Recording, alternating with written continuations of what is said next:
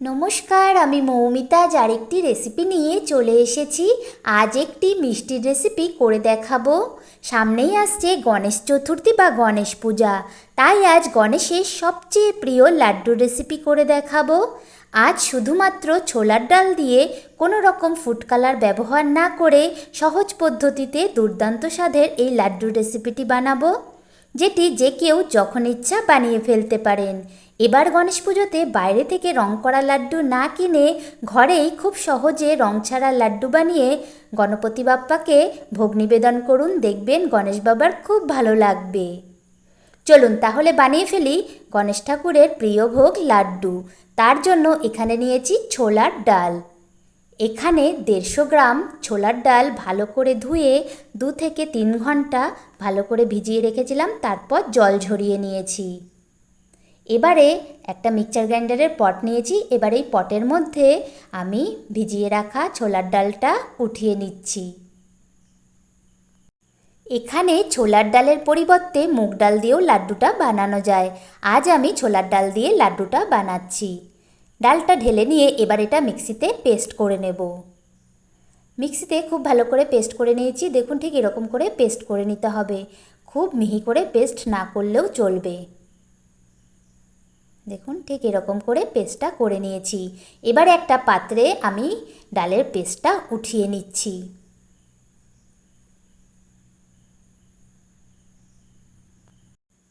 এখানে 150 গ্রাম ডাল দিয়ে আমি লাড্ডুগুলো বানাচ্ছি।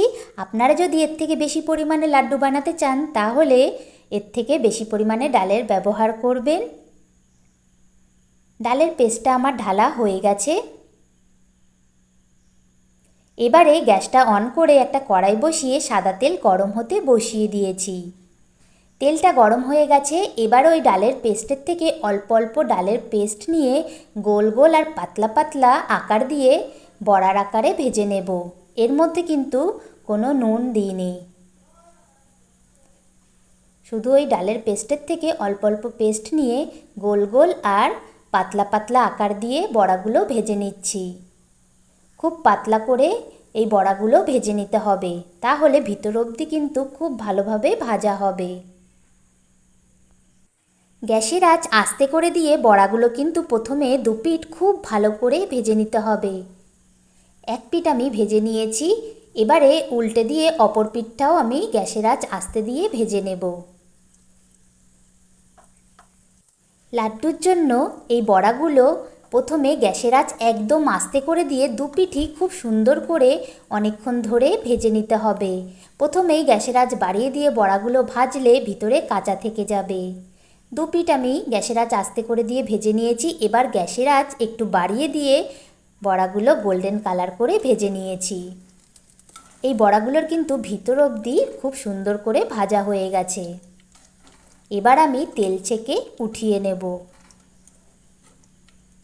লাড্ডুর জন্য এই বড়াগুলো কিন্তু খুব সুন্দর করে ভেজে নেবেন। দেখুন ঠিক এরকম করে ভেজে নেবেন, আর দেখবেন যাতে ভিতর অবধি যেন ভাজা হয়। কাঁচা থাকলে লাড্ডুতে কিন্তু একটা কাঁচা গন্ধ আসবে, তাই খুব ভালো করে ভেজে নেবেন। এবার আমি তেল ছেঁকে একটা পাত্রে উঠিয়ে নিলাম। এবার আমি বাকি বড়াগুলো একইভাবে ভেজে নেব। এই বড়াগুলো যতটা সম্ভব পাতলা করে তেলের মধ্যে ছাড়বেন। যত পাতলা হবে বড়াগুলো কিন্তু তত তাড়াতাড়ি ভাজা হবে আর ভিতর অবধি খুব সুন্দরভাবে ভাজা হবে। বেশি পুরু হলে ভিতরে কিন্তু কাঁচা থেকে যাবে, তাই যতটা সম্ভব পাতলা করে বড়াগুলো ভেজে নেবেন। এই বড়াগুলো আমার গোল্ডেন কালার করে আমি ভেজে নিয়েছি। দেখুন বড়াগুলো ঠিক এরকম পাতলা করে ভাজবেন, তাহলে ভিতর অবধি একদম সুন্দর করে ভাজা হবে। এবার আমি তেল ছেঁকে বড়াগুলো উঠিয়ে নিচ্ছি। লাড্ডুর জন্য আমার সমস্ত বড়াগুলো ভাজা হয়ে গেছে। এবারে এটা ঠান্ডা হওয়ার জন্য কিছুক্ষণ রেখে দেব। ততক্ষণে লাড্ডুকে সুন্দর করে সাজানোর জন্য একটা শুকনো কড়াইতে দিয়ে দিলাম কিছুটা চারমগজ। এই চারমগজ দিয়ে আমি লাড্ডুটাকে সাজাবো। এবার এই চারমগজের মধ্যে দিয়ে দিচ্ছি কিছুটা ঘি। ঘি দিয়ে চারমগজটা হালকা করে একটু ভেজে নেব, তাহলে চারমগজটা কিন্তু খেতে খুব ভালো লাগবে। আর এই চারমগজটা দিয়ে লাড্ডুটা সাজালে দেখতেও কিন্তু খুব সুন্দর লাগবে। চারমগজটা আমি হালকা করে ভেজে নিয়েছি। এবারে যেই ডালের বড়াগুলো বানিয়েছিলাম সেগুলো একটু ঠান্ডা হয়ে গেছে। এবার একটা মিক্সচার গ্রাইন্ডারের পটের মধ্যে আমি ডালের বড়াগুলো ভেঙে ভেঙে দিয়ে দিচ্ছি। বড়াগুলো আমি মিক্সিতে গুঁড়ো করে নেব, তার জন্য এই মিক্সচার গ্রাইন্ডারের পটের মধ্যে আমি বড়াগুলো ভেঙে ভেঙে দিচ্ছি। আর বড়াগুলো দেওয়ার সময় বড়াগুলো কিন্তু হালকা ঠান্ডা করে তবেই দেবেন। সমস্ত বড়াগুলো দিয়ে এবার এটা মিক্সিতে খুব ভালো করে গুঁড়ো করে নেব। খুব ভালো করে মিক্সিতে আমি গুঁড়ো করে নিয়েছি। দেখুন খুব সুন্দর করে গুঁড়োটা করে নিয়েছি। এবারে একটা পাত্রে এই ডালের বড়ার গুঁড়োটা ঢেলে নিচ্ছি।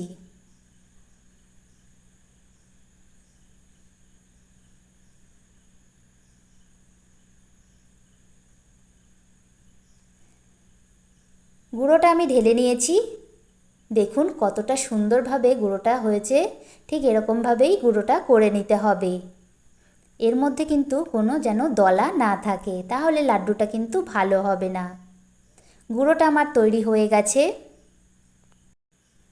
এবারে লাড্ডু তৈরি করার জন্য একটা চিনির গাঢ় শিরা তৈরি করে নেব। তার জন্য গ্যাসটা অন করে একটা কড়াই বসিয়ে দিয়ে দিলাম চিনি। এখানে 150 গ্রাম ডালের জন্য দিয়ে দিলাম 1.5 কাপ চিনি। এবার এই চিনির মধ্যে দিয়ে দিলাম 1 কাপ জল। চিনি আর জলটা দিয়ে একটু নেড়েচেড়ে নেব। এবারে গ্যাসের আঁচ বাড়িয়ে দিয়ে চিনির শিরাটা তৈরি করে নেব। আমি যেহেতু লাড্ডু তৈরিতে কোনো ফুড কালার ব্যবহার করছি না, কিন্তু লাড্ডুতে একটা ভালো কালার আনার জন্য এখানে আমি দিয়ে দিচ্ছি কেশর। এখানে আমি কেশরটা উষ্ণ গরম জলে ভিজিয়ে রেখেছিলাম, তারপর সেটা এখন দিয়ে দিলাম। কেশরটা দিয়ে একটু নেড়েচেড়ে নেব। কেশরে ফুড কালারের মতো গাঢ় কালার হবে না, কিন্তু হালকা একটা কালার আসবে আর খেতেও খুব ভালো লাগবে। এবার এর মধ্যে দিয়ে দিলাম 1/2 চামচ এলাচ গুঁড়ো। এলাচ গুঁড়োটা দিয়ে একটু নেড়েচেড়ে নেব। এলাচ গুঁড়োটা দেওয়ার ফলে লাড্ডুতে দারুণ একটা ঘ্রাণ বা গন্ধ বের হবে আর খেতেও খুব সুন্দর লাগবে। এবারে আমার চিনির শিরাটা কিন্তু খুব ভালোভাবে তৈরি হয়ে গেছে। দেখুন আঠালোভাবে হয়েছে আর একটা তার বিশিষ্ট শিরা তৈরি হয়েছে, তাহলেই শিরাটা তৈরি হয়ে গেছে লাড্ডুর জন্য। এবার সেই ডালের গুঁড়োটা আমি দিয়ে দিচ্ছি। গুঁড়োটা দিয়ে শিরার সাথে খুব ভালো করে মিশিয়ে নেব। ফুড কালার আমাদের শরীরের জন্য কিন্তু খুবই ক্ষতিকারক, তবু আমরা কালারের জন্য খাবারে ফুড কালার ব্যবহার করে থাকি। কালারে কি হয় বলুন তো? কালারে কিচ্ছু আসে যায় না। রান্নায় যদি স্বাদ আসে তাহলেই আসল, কালারে কিছু আসে যায় না। আর যদি দিতে চান এরকম কেশর দিয়ে দেবেন, কেশরে কিন্তু আমাদের শরীরের কোনো ক্ষতি হয় না। চিনির শিরার সাথে ডালের গুঁড়োটা আমি খুব ভালো করে মিশিয়ে নিয়েছি। এর থেকে আর বেশি ঘন করব না, তাহলে শুকনো হয়ে গেলে ঝুড়ো হয়ে যাবে। এবার এর মধ্যে দিয়ে দিচ্ছি ঘি। এখানে আমি 2 চামচ ঘি দিয়েছি। ঘিটা দিয়ে আবারও একটু মিশিয়ে নেব। ঘিটা দিয়ে ভালো করে মিশিয়েই এটা নামিয়ে নিতে হবে। এবার আমি এটা নামিয়ে নেব। এর থেকে বেশি শুকনো করব না, তাহলে কিন্তু লাড্ডুগুলো ভালো হবে না আর ঝুড়ো হয়ে যাবে। এবার আমি একটা পাত্রে লাড্ডুর ডোটা উঠিয়ে নিলাম। এবারে আমি লাড্ডুগুলো তৈরি করে নেব। তার জন্য হাতে সামান্য ঘি মাখিয়ে নেব। এবার এই ডো থেকে অল্প অল্প ডো নিয়ে লাড্ডুর আকার দিয়ে লাড্ডুগুলো তৈরি করে নেব। কিন্তু লাড্ডুগুলো যখন বানাবেন এই ডোটা কিন্তু গরম থাকবে। গরম অবস্থাতেই লাড্ডুগুলো বানিয়ে নিতে হবে। এই ডোটা যদি ঠান্ডা হয়ে যায় লাড্ডুগুলো কিন্তু ঠিকঠাক হবে না। তখন এই ডোটা ঝুড়ো হয়ে যাবে আর লাড্ডুগুলোও ঝুড়ো হয়ে যাবে। খুব ভালো করে পাকটা উঠবে না। দেখুন আমি হাতে প্রথমে মুঠো করে চাপ দিয়ে নিয়েছি, তারপরে 2 হাতে পাকিয়ে নিলাম লাড্ডুগুলো। আমার লাড্ডুটা তৈরি হয়ে গেছে। এবার সেই ঘিয়ে ভাজা চারমগজ দিয়ে সাজিয়ে নিলাম।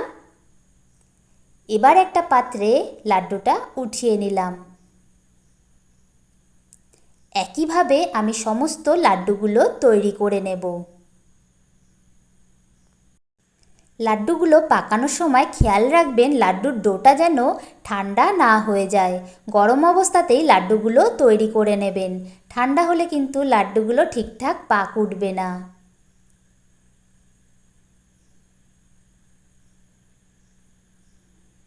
এরকম হাতের সাহায্যে খুব সুন্দর করে গোল করে নিচ্ছি। আর এই ঘিয়ে ভাজা চারমগজটা দিয়ে সাজিয়ে নিলে দেখতেও কত সুন্দর লাগে আর খেতেও খুব ভালো লাগে। একইভাবে আমার সমস্ত লাড্ডুগুলো তৈরি হয়ে গেছে, আমি সাজিয়ে নিচ্ছি। খুব কম উপকরণে এই লাড্ডুগুলো কিন্তু তৈরি হয়ে যায়, আর এই লাড্ডুগুলো বানানোও কিন্তু অতি সহজ। খুব সহজেই যে কেউই এই লাড্ডু তৈরি করে নিতে পারেন।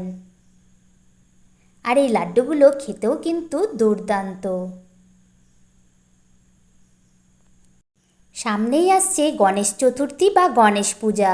এবার গণেশ পুজোতে বাইরে থেকে রং করা লাড্ডু না কিনে ঘরেই খুব সহজে এই রং ছাড়া লাড্ডু বানিয়ে গণেশ বাবাকে ভোগ নিবেদন করুন, দেখবেন গণেশ বাবা ভীষণ খুশি হবেন। আর এই লাড্ডুগুলো খেতেও কিন্তু অসাধারণ। লাড্ডুগুলো ঠান্ডা হওয়ার পর একটা বক্সে উঠিয়ে নিলাম। আজকের এই গণেশ বাবার প্রিয় ভোগ লাড্ডু অর্থাৎ রং ছাড়া ছোলার লাড্ডুর রেসিপিটি আপনাদের কেমন লাগলো কমেন্ট করে জানাবেন। আর ভিডিওটি ভালো লাগলে একটা লাইক করে দেবেন আর আমার চ্যানেলটি প্লিজ সাবস্ক্রাইব করে দেবেন। সবাই ভালো থাকবেন। আজ তাহলে ভিডিওটি এখানেই শেষ করছি। ধন্যবাদ।